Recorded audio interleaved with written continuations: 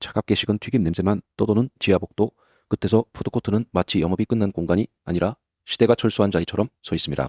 한때 이곳은 장바구니를 든 가족과 학원 가방을 맨 학생과 퇴근길 직장인이 한꺼번에 몰려들던 가장 현실적인 밥의 광장이었습니다.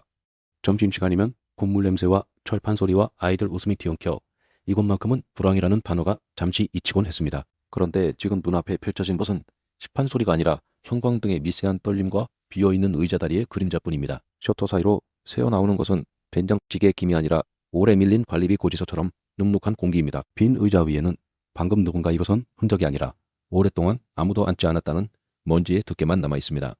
계산대 불빛은 꺼져 있는데도 메뉴판 사진들은 여전히 가장 맛있는 표정으로 손님을 기다리고 있습니다. 손님을 부르던 전광판은 멈춰 있고 주문 번호 대신 침묵만 천천히 쌓여갑니다. 이 정막이 더 무서운 이유는 푸드코트가 원래 가장 늦게까지 버티는 공간이어야 했기 때문입니다. 푸드코트는 만해도 마지막까지 살아남는다는 오래된 성식이 우리 머릿속에 너무 깊게 박혀 있었습니다.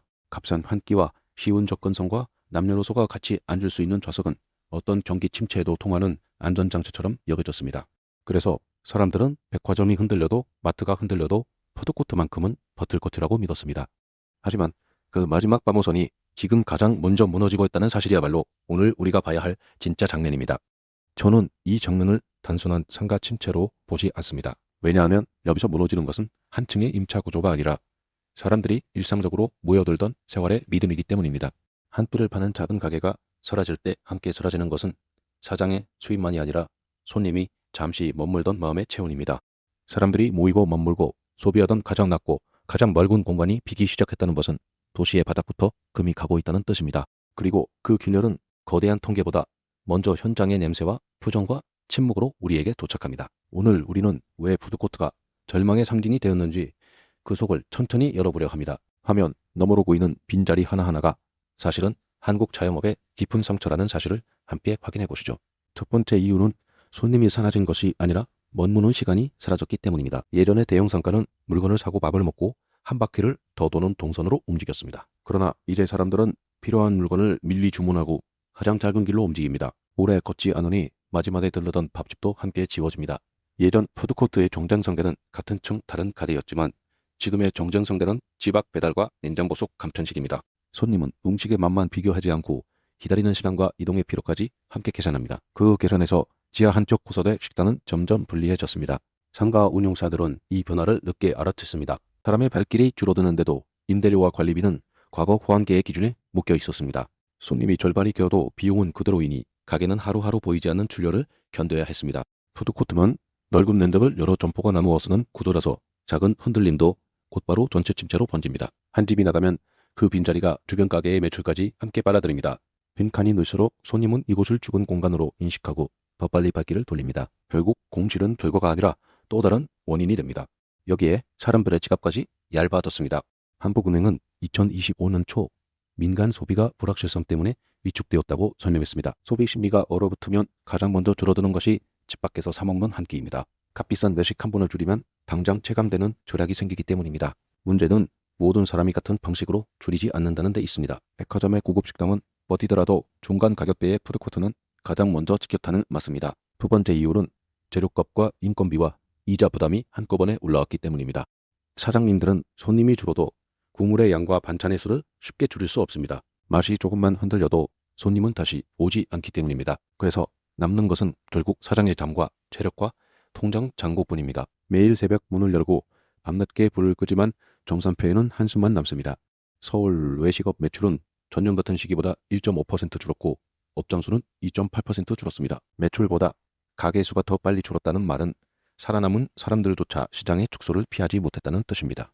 국세청 통계에서는 지난해 폐업 신고 사업자가 처음으로 100만 명을 넘었습니다. 그 숫자는 단순한 기록이 아니라 버티던 사람들이 더는 버티지 못한 순간의 집합입니다. 외식업에서는 2024년 2분기부터 개업보다 폐업이 많아졌습니다. 문을 여는 꿈보다 문을 닫는 결심이 더 많아졌다는 뜻입니다. 세 번째 이유는 푸드코트의 성공 공식이 너무 오래 바뀌지 않았기 때문입니다. 메뉴판은 비슷했고 좌석은 낡았고 환기와 조명은 오래된 건물의 습관을 그대로 품고 있었습니다. 손님은 같은 돈을 내고도 더 밝고 더 깨끗하고 더 이야기할 만한 공간을 찾기 시작했습니다. 젊은 세대에게 식사는 끼니이면서 동시에 머무는 경험이 되었는데 많은 푸드코트는 아직도 급히 먹고 나가는 공간에 머물러 있었습니다. 아이를 데려온 가족은 사진이 잘 나오는 곳을 찾고 혼자 온 직장인은 조용히 쉬어갈 자리를 찾습니다. 그런데 오래된 푸드코트는 그 둘 모두를 만족시키지 못하는 애매한 공간이 되었습니다. 운영 주체가 자주 바뀌고 점포 구성도 들쭉날쭉하면 공간의 정체성은 더 흐려집니다. 손님은 맛집을 찾아오는 것이 아니라 불안한 임시시장에 들어온 듯한 기분을 느끼게 됩니다.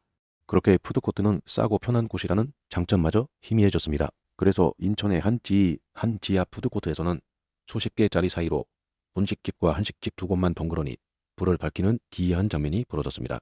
장사를 적은 가게 앞에는 바렛 메뉴 사진이 남아있고 그 사진 속 음식만이 아직도 손님을 기다리는 듯 보입니다.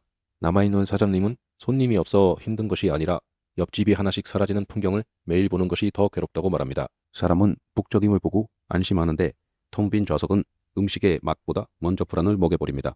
서울의 생활 밀착 업종에서도 폐업한 가게수가 새로 문 연 가게수를 처음 넘어섰습니다.